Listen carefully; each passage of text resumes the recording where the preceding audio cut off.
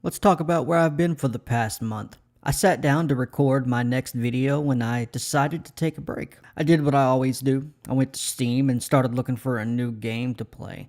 Now, not that anyone would know, but I'm a fan of highly technical mil-sim extraction shooters, but I'm not a fan of PvP. I'm just not a competitive person. I just like to chill out and play my games solo.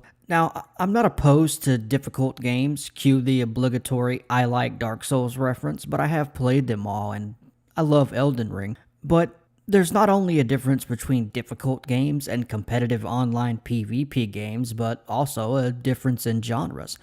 Seeing how I like extraction shooters but I don't like competitive PvP, I generally watch others play extraction shooters and I live vicariously through them. That brings me to Incursion Red River, Zero Sievert, Escape from Tarkov, and a fourth game we'll discuss later. With that being said, let's get into why I like mil-sim extraction shooters. First, we should probably define an extraction shooter. The name gives it away, but essentially, you're usually given a limited amount of resources.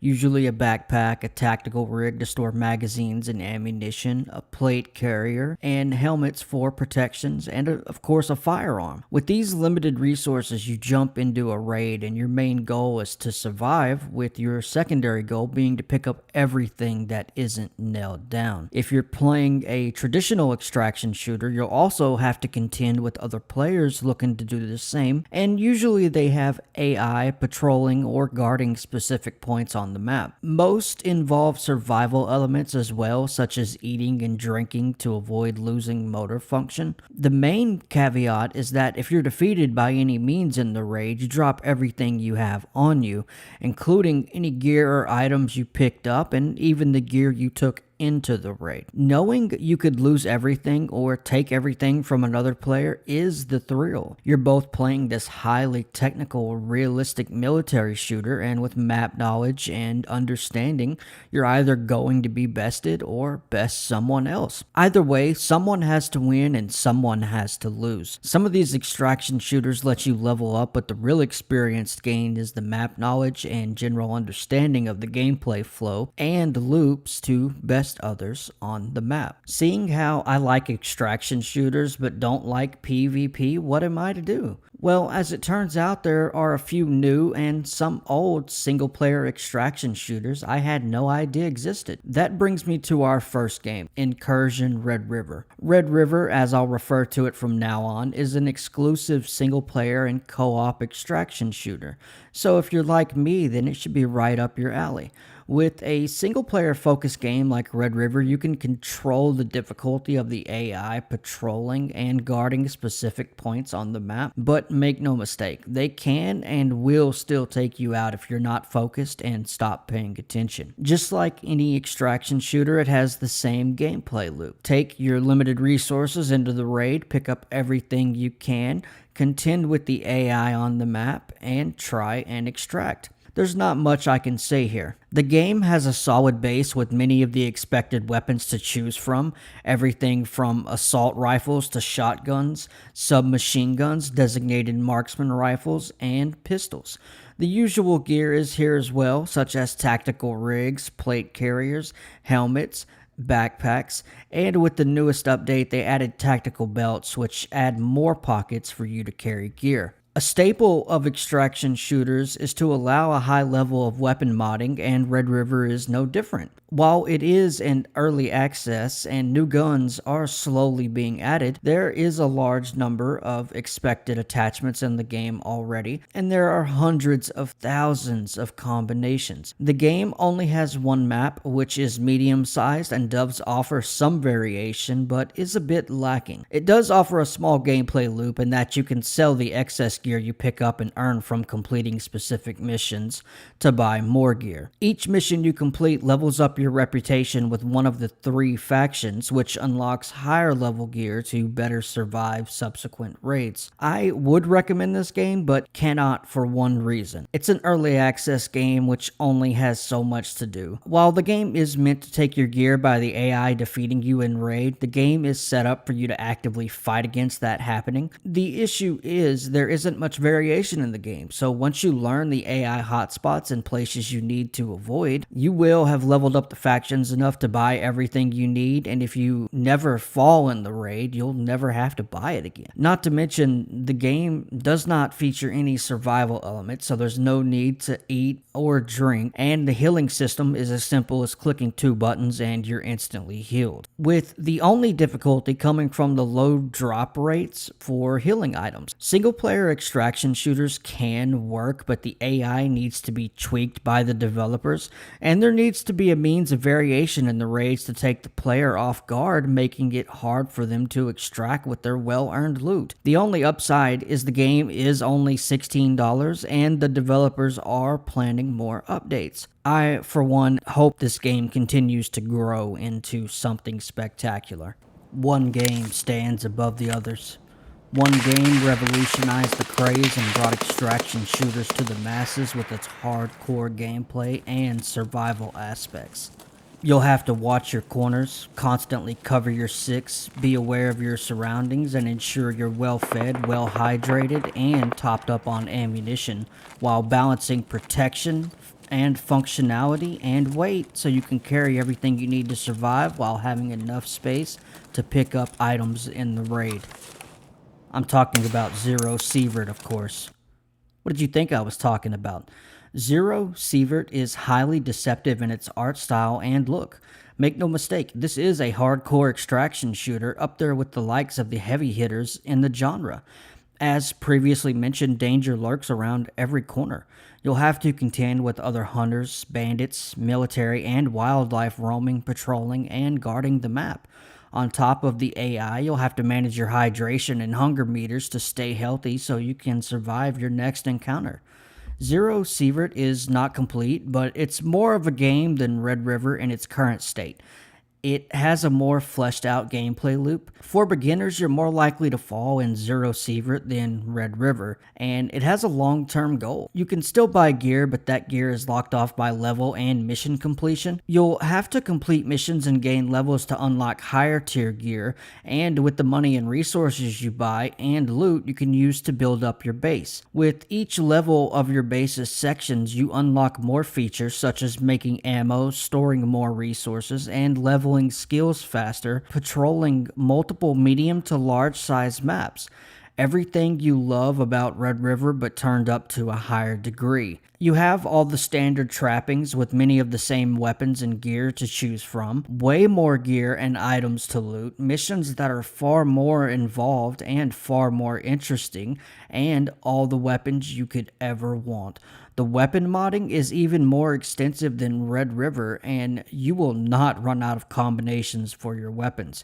There's a stark weapon modding curve as well, and you'll unlock and find more weapon mods as you level up and move through the game, but it has everything you could ever want to build the weapon and kit of your dreams. The AI is realistic and will move around, take cover, flank you, throw grenades, and do everything they can to win the fight.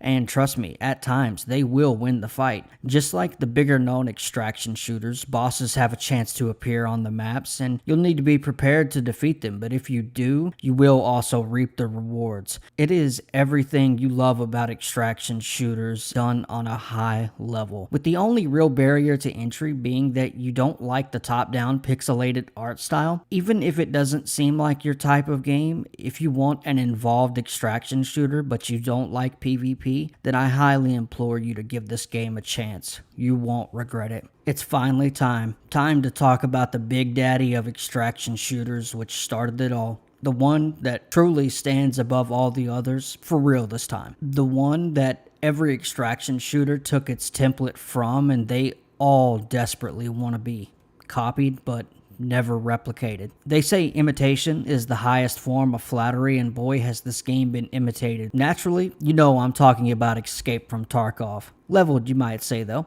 I thought you said you didn't like PvP, and isn't Tarkov specifically PvPvE? Well, yes and no. The core of Tarkov is PvPvE, But Battlestate Games has released the Unheard Edition, which adds a single player mode for players to enjoy. Now, I do 100% stand by the single player feature being included in the game, but I do want to emphatically say, as someone who is on the outside looking in and has never played or wanted to touch Tarkov until this single player feature, I cannot in good faith recommend anyone buy the Unheard Edition just to enjoy the game solo. If you have not been keeping up the Tarkov situation, like myself until recently, Battlestate Games is effectively charging $100 for those who already bought into Tarkov at $150 and $250 for anyone looking to buy the game now and enjoy the single player feature. It's a huge investment and not one I could say is worth it. Now, I have bought the game, and for that price, simply so I can enjoy the game like the rest of the players who enjoyed it for years at this point, but I allocate a budget to video games every month, and it made sense for me to be able to play the extraction shooter that started the craze. That being said, as counterintuitive as it might sound, seeing how I did fund Battlestate Games despite the turmoil this has caused, it made sense to me. Tarkov is the grandfather of extraction shooters, and they set a price on playing the game solo, something I and many players have been waiting on for quite some time now. I bought it, but one thing I cannot do is recommend others buy this game for one single player mode. Getting into the game now, Tarkov has the smoothest gunplay and does it in a way that no other shooter does.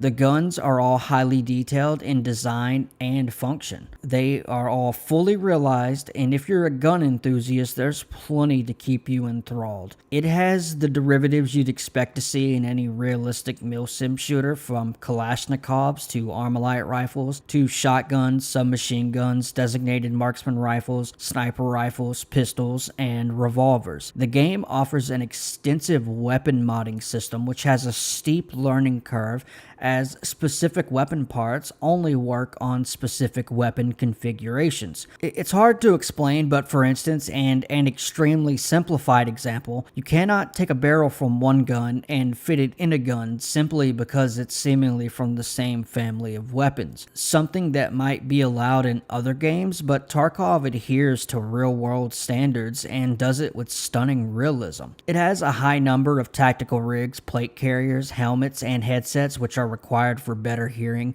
night vision goggles for night operations, tactical glasses, and healing items, with one of the most comprehensive healing systems, which requires you to choose the right healing item for the job. Have light bleeding? Bandages will usually work. Heavy bleeding? You'll need a higher tier bandage or emergency surgery kit. Pain? You'll need painkillers or ibuprofen, which temporarily remove it, but you need propofol to remove it for good. There has been a large amount of thought put into just the healing system, and every system is built in this way. Now, this is an RPG, so as you move through the game, you will level up, but this base level has a limited effect on the game. You unlock the flea market at level 15, which opens up the game to players by allowing them to buy better and specific gear. The real leveling is done by simply performing actions in the game that level up alongside your base level. These are what make the difference, such as better metabolism for increased food and drink effects, physical, such as carrying heavier gear, and better recoil to stay on target when it matters, and intelligence, such as faster searching so it's easier to get in and out when time is of the essence, and perception for better hearing and vision. Everything you do in this game is governed by a level of experience that is only measured in time put into the game. Just like other games like Skyrim, the longer you play, the more actions perform, the better you get at performing those actions, and the better edge you have over the AI and other players if you're into the PvP aspect, which is still available. Even if you don't care for the single player, and if that's the case, the buy-in price is substantially cheaper compared to the Unheard Edition. Fitting with the RPG genre, bosses have a chance to appear on the maps, and same as Zero Sievert, who took the idea from Tarkov. If you manage to defeat them, you will be rewarded for your effort. This game has everything everything I look for in a game, but does it in a realistic setting with realistic weapons, and does it very well. Simply put, there's nothing like Tarkov on the market, but you should not drop $250 for the single player mode. But the standard edition price is easily recommendable if you don't mind the PvP aspect of the game. I do love this game, but I don't think any game is worth the price Battlestate Games is asking for this highly sought after and requested feature.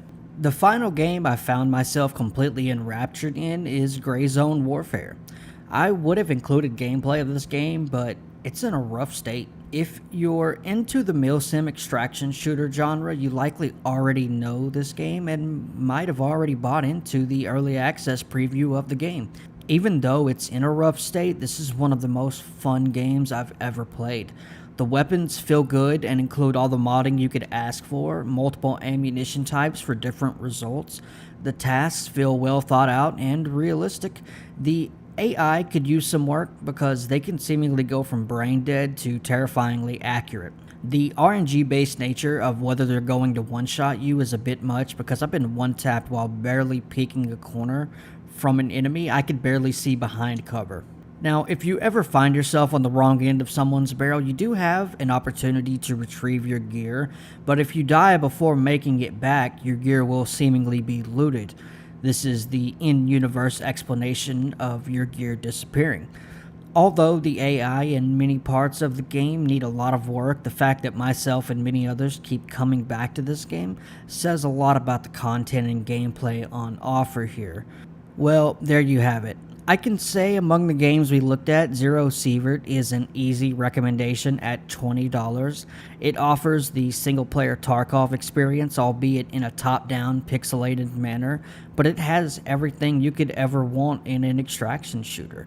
Excellent weapon modding, thoughtful progression, survival elements, base building, and multiple maps with keys that can be obtained to find increasingly better loot. Just like the other games on this list though, it is still being updated with new features and maps being added. Incursion Red River is a close second, but I can't recommend it despite its cheap price because it's too early. Gray Zone Warfare isn't quite a game I could recommend either. If you're into the milsim extraction shooters, you're likely already playing, or at the very least you've heard of this game, but it has a lot of pain points and it's too early to recommend. Finally, I could never and will never recommend anyone spend $250 for one game mode like Escape from Tarkov. I'd just like to thank everyone for their patience. Right now, I've just been taking a little bit of a break from the whole YouTube thing, but I do have a new video coming soon, and I hope everyone sticks around for that. Again, I'd like to thank you so much for watching the video, and